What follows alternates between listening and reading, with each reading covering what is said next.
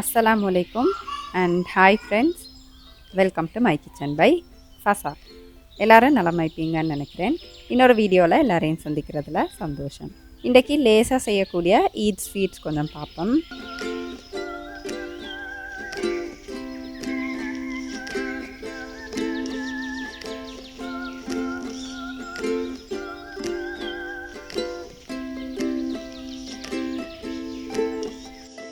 முதலாவது இந்த peanut cookies எப்படி செய்கிறேன்னு பார்ப்போம். அதுக்கு முதலாவதாக நாங்கள் ரட்டக்கஜு அப்படின்னு சொல்லுவோம் இல்லையா, இந்த வேர்க்கடலையை நல்லா தோல் உறிஞ்சி வார வரைக்கும் லோ ஃப்ளேமில் வச்சு வறுத்தெடுத்துடணும். நல்லா வறுப்பட்டுச்சு அப்படின்னா லேசாக அந்த தோலை உரிக்கல் வைக்கும். அதுக்கப்புறம் உங்களுக்கு ஏழுமான அளவு அந்த தோலெல்லாம் உரித்து இப்படி க்ளீன் பண்ணி எடுத்துடணும்.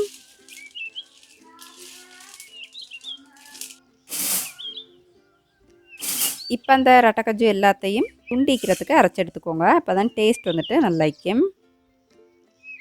அதோடே தேவையான அளவு சீனியை அரைச்சிட்டே சேர்த்துக்கோங்க. வந்துட்டு உங்களுக்கு ஆட்டா அப்படி இல்லாட்டி மைதா யூஸ் பண்ணிக்கலும். அதோட கொஞ்சமாக உப்பு, அதுக்கப்புறம் கொஞ்சமாக பேக்கிங் பவுடர் எல்லாத்தையும் போட்டு தேவையான அளவு எண்ணெய் கொஞ்சம் கொஞ்சமாக இப்படி ஊற்றி நல்ல ஒரு உருண்டை பிடிக்கிற பதம் வர வரைக்கும் பிசைஞ்சிக்கணும். கட்டாயமாக எண்ணெய் வந்துட்டு ரீஃபைண்ட் ஆயிலாக யூஸ் பண்ணிக்கோங்க. நிறம் மனம் இல்லாமைக்கும் இல்லையா, அந்த எண்ணெய் யூஸ் பண்ணிக்கோங்க.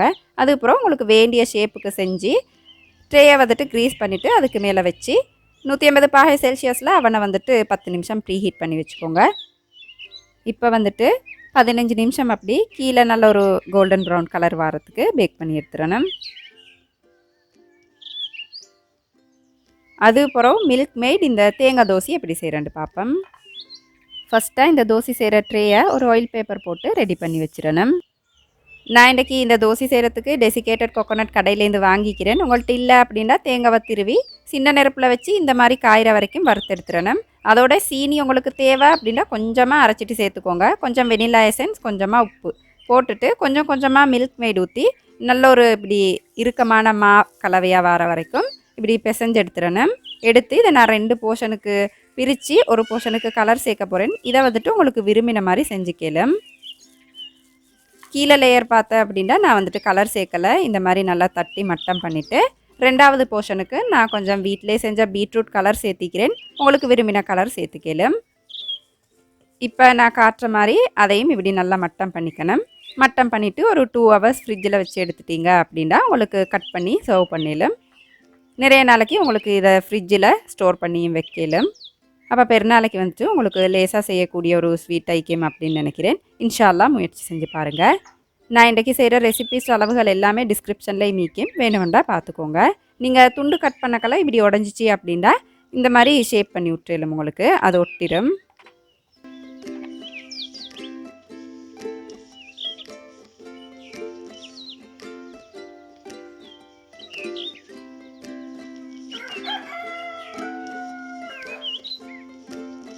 அதுக்கப்புறம் ஸ்ரீலங்கன் ஸ்பெஷல் மஸ்கட் லேசாக எப்படி வீட்டிலே செய்கிறேன்னு பார்ப்போம். இதுக்கு வந்துட்டு நீங்கள் மைதா யூஸ் பண்ணினீங்க அப்படின்னா தான் அந்த டேஸ்ட் வந்துட்டு உங்களுக்கு ஒரிஜினலாக கிடைக்கும். அதை இப்படி நல்லா ரொட்டிக்கு செய்கிற மாதிரி பிசைஞ்சு நல்லா மூழ்கிற அளவுக்கு தண்ணி ஊற்றி குறைஞ்சது 4 hours அப்படி இல்லாட்டி ஓவர் நைட் ஃபுல்லாக வந்துட்டு இதை நல்லா ஊற வச்சிடணும்.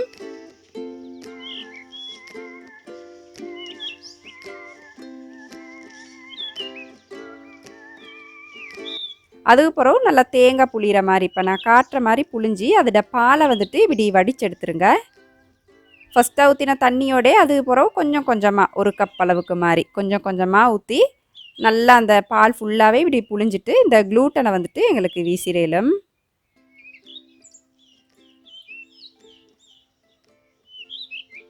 அதுக்கப்புறம் இந்த பாலில் உள்ள தண்ணியெல்லாம் நல்லா மேலே மிதக்கிற வரைக்கும் 2லேருந்து 5 hours அந்த மாதிரி கூட உங்களுக்கு வைக்கலாம். வச்சிங்க அப்படின்னா மேலால் தண்ணி மட்டும் மிதந்திக்கும். அதை இப்போ நான் காட்டுற மாதிரி எல்லாத்தையும் எடுத்துட்டு கீழே உள்ள பாலை மட்டும் யூஸ் பண்ணி தான் இந்த மஸ்கட் வந்துட்டு செஞ்சுக்கணும்.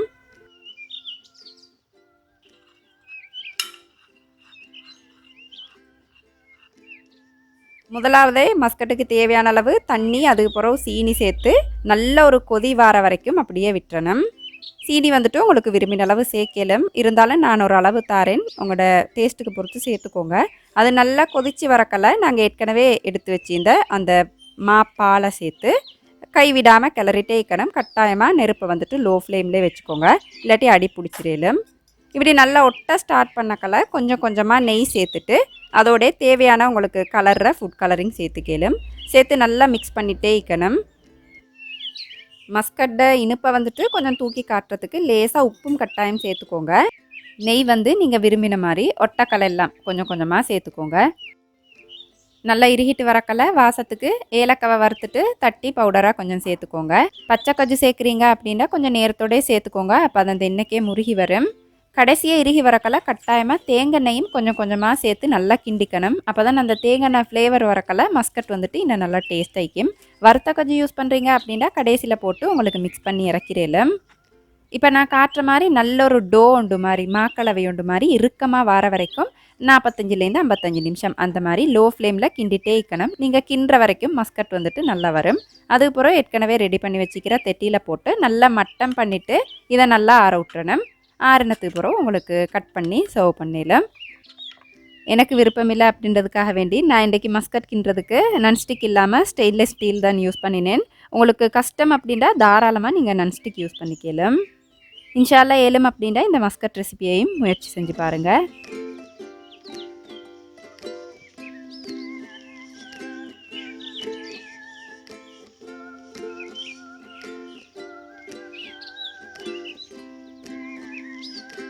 அடுத்ததான் நோம்புல எல்லாரோட வீட்லேயும் மாதிரி ஈச்சப்பழம் கடைசியில் வந்துட்டு மிஞ்சிக்கும். அப்போ அது வச்சு செய்கிற இந்த டேட் பார் எப்படி செய்கிறேன்னு பார்ப்போம்.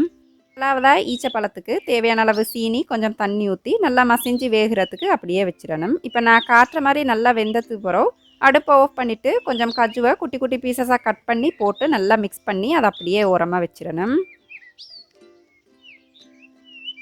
இன்னொரு பவுலில் கொஞ்சம் மாகரின் அப்படி இல்லாட்டி பட்டர் அதோட அரைச்ச சீனி சேர்த்து நல்ல ஒரு லைட் கலர் வர வரைக்கும் பீட் பண்ணிவிட்டு அதுக்கப்புறம் மற்ற இன்க்ரீடியன்ட் சேர்க்கணும். இதுக்கு நான் வந்துட்டு மீடியம் சைஸில் ஒரு முட்டை சேர்த்து நல்லா பீட் பண்ணி விட்டுட்டு வாசத்துக்கு கொஞ்சம் வெனிலா எசன்ஸ் தேவையான அளவு கொஞ்சமாக ஒரு பிஞ்ச் அளவுக்கு உப்பு சேர்த்துக்கோங்க, நிறைய வானம். இந்த டேட் பார் செய்ய உங்களுக்கு ஆட்டா அப்படி இல்லாட்டி மைதா யூஸ் பண்ணிக்கலாம். அதோட கொஞ்சம் இருங்கமாக பேக்கிங் பவுடர் பேக்கிங் சோடா எல்லாத்தையும் போட்டு மிக்ஸ் பண்ணிவிட்டு இப்போ நான் காட்டுற மாதிரி அந்த பட்டர் சீனி கலவையிலுக்கு போட்டு கொஞ்சம் கொஞ்சமாக இப்படி மிக்ஸ் பண்ணி ஒரு மாவு உருண்டை மாதிரி உருட்டி எடுத்துடுறேன். இப்போ இதை சரிபாதியாக 2 போர்ஷனுக்கு பிரித்து உண்டை வந்துட்டு பேனில் அடியில் நல்லா இப்படி மட்டப்படுத்திக்கோங்க. பேனை கட்டாயமாக க்ரீஸ் பண்ணிக்கோங்க, அப்படி இல்லாட்டி ஆயில் பேப்பர் போட்டுக்கோங்க. அடுத்தது நாங்கள் செஞ்சு வச்ச ஈச்சப்பழ பேஸ்ட் எல்லாம் இப்படி நல்லா பரத்தி விட்டுட்டு அடுத்த லேயரை வந்துட்டு செய்யக்கல ஒரு பிளாஸ்டிக் ரேப் யூஸ் பண்ணி இப்படி நல்லா தட்டி மேலால் நான் கொஞ்சம் வறுத்த கஜு எள்ளு சேர்த்திக்கிறேன். உங்களுக்கு விருப்பம் இல்லாட்டி ஸ்கிப் பண்ணிடலாம். இப்போ மெதுவாக இதை மேலே வந்துட்டு இப்படி நல்லா போட்டு மட்டப்படுத்தி விட்டுறணும். மேலே கலருக்காக வேண்டி மில்க் வாஷ் அப்படி இல்லாட்டி எக் வாஷ் பண்ணிக்கலாம். அவனை 180°C 10 நிமிஷம் ப்ரீ ஹீட் பண்ணிவிட்டு 35லேருந்து 40 நிமிஷம் பேக் பண்ணி எடுத்துட்டோம் அப்படின்னா எங்களோட டேட் பார் வந்துட்டு ரெடி ஆயிரும். கடைசியாக பேக் ஆகினத்துக்கு பிறகு ஒரு குச்சி வச்சு நடுவில் குத்தி பார்த்தீங்க அப்படின்னா அது க்ளீனாக வெளியே வந்துச்சுட்டா பர்ஃபெக்டாக பேக் ஆகிக்குது அப்படின்ற அர்த்தம். அதுக்கப்புறம் உங்களுக்கு கட் பண்ணி சர்வ் பண்ணிடலாம். அல்ஹம்துலில்லா நோம்புலையும் கடைசி கட்டத்தில் வந்துட்டோம், பெருநாளும் வருது. இந்த பெருநாள் உங்களை எல்லாருக்கும் நல்ல சந்தோஷமான பரக்கத்தான பெருநாள் ஆயிக்கணும் அப்படின்னு நான் துவா செஞ்சுக்கிறேன். எங்களையும் மேலும் அப்படின்னா உங்களோட துவாக்களில் சேர்த்துக்கோங்க. இந்த வீடியோ உங்களுக்கு யூஸ்ஃபுல்லாக இருக்கும் அப்படின்னு நினைக்கிறேன். அளவாக சாப்பிடுங்க, இந்த அளவில் ஆரோக்கியத்தை அதிகமாக சேர்த்துருங்க. வாழ்க வளமுடன். தேங்க்ஸ் ஃபார் வாட்சிங்.